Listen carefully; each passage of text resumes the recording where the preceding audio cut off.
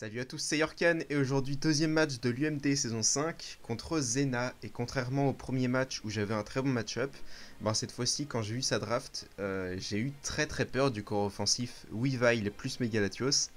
Et je m'attendais notamment à ce qu'il soit accompagné de Magnézone. Bon après je me disais euh, que son Volcarona avait lui aussi un bon match-up contre moi. Et que donc il voulait absolument sortir un Defog dans sa team. Et le seul Defogger qu'il a, c'est Latios.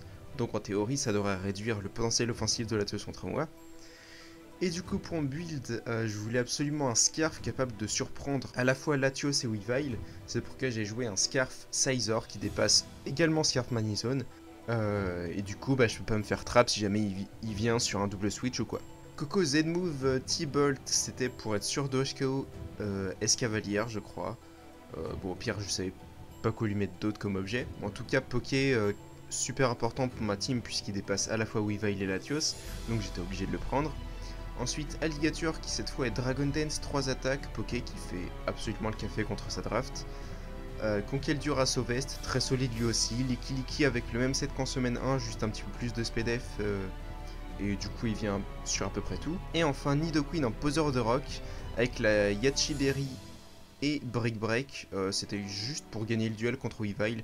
Le but c'est que comme j'ai aucun switch-in à Weavile, je devais faire en sorte qu'il puisse venir sur aucun de mes Pokémon gratuitement en fait. Voilà. Alors oui, c'est le deuxième match et j'ai toujours pas sorti Megalatias.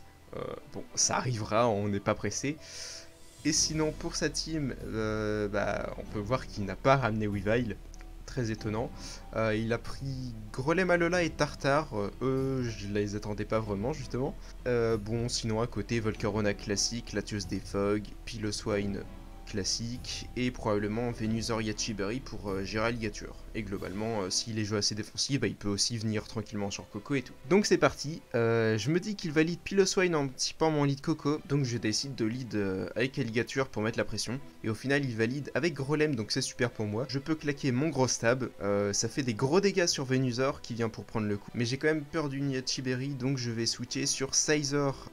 J'avais peur qu'il anticipe avec PC Feu, mais tout va bien. J'ai free U-turn, il va sur Polyvrat et du coup je peux tranquillement aller sur Coco pour continuer de mettre une énorme pression. Ici, petite erreur de ma part, le Piloswine était obvious, j'aurais dû faire U-turn pour retourner sur Alligator, mais voilà, j'ai voulu faire le malin à anticiper, alors que je fais 0 dégâts puisqu'il est SPD. Ce qui lui donne l'occasion de mettre les pièges de rock totalement gratuitement. Ici, je me dis que je peux placer une DD gratuitement et potentiellement sweep, puisque Piloswine me one-shot pas, sauf qu'au final, il va aller me révéler un Scarf Venusaur, et honnêtement, super build de Zena sur ce coup-là. J'avais pas du tout vu venir un Scarf Venu, mais c'est vrai que ce set est totalement GG contre ma draft. Si je vais sur Nidoqueen pour mettre les rocks, parce que du coup sans Alligator, Volcarona peut devenir potentiellement dangereux. Il défog et ici je sais pas s'il a anticipé le fait que j'aille sur Sizor pour prendre un psycho ou quoi, mais il va aller sur son Grelem. Du coup je vais faire U-turn sur Nidoqueen pour mettre les rocks, et ici il va dévoiler Magnet Rise, donc un build franchement intéressant que Zena a ramené. Ici, je vais sac Nidoqueen pour lui infliger quelques dégâts pour pouvoir le finir avec Coco. Il amène son Scarf Venusaur et il va double switch sur Latios. Et moi je vais sur Conk, donc là j'étais assez vénère, j'ai eu peur de la PC Feu encore une fois et du coup je suis allé sur Conkeldurr. Là il peut défoc tranquillement alors que je le tue du coup avec Ice Punch. Il va aller sur Polyvrat et vu que mon Conk est trop important pour ces deux autres Poké, je vais décider d'aller sur Coco. Et là il va me déboîter avec un ZO. Alors là sur le coup je pensais que c'était un Z cascade, donc je vais aller sur Licky pour taper des counters, mais il va poser la reine et je commence enfin à me dire qu'il est peut-être offensif space Poké. Donc je vais arrêter de taper counter dans le vide et lui mettre des petits dégâts avec Seismictos. Et là je fais un wish assez inutile parce que je me dis que si jamais il switch sur Pyrax sur le tour où je fais protect, et il va pouvoir potentiellement se placer assez gratuitement avec Quiver Dance, alors qu'en fait il reste et juste il me tue. Et là, autre misplay, je vais sur Sizor alors que sous Rain, je me fais OHKO par H-Pump. Donc là, pendant 5 tours, je me suis mis à faire n'importe quoi. Heureusement, Conkeldurr à Sauvest est là pour tout tanker. Jamais de la vie, son Pyrex peut me tuer, même avec Psycho. Donc j'ai Free Rock Slide. Là, il check si j'ai cette attaque justement en allant sur Venusaur.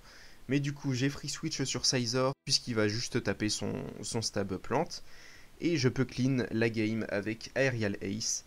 Donc voilà pour ce match, je l'ai très bien débuté, puis il a commencé à m'anticiper, et je me suis mis à faire de la merde comme d'habitude, mais au final, Scarf Sizor et Conkeldurr à Sauvest faisaient trop de mal à sa team, donc tout s'est au final bien passé. Bon, maintenant, je vous cache pas que les prochains matchs vont être un petit peu plus compliqués, surtout au niveau du match-up. Bon, on verra bien comment je vais m'en sortir, hein. Et sur ce, j'espère que la vidéo vous aura plu. LOL, et je vous dis à plus.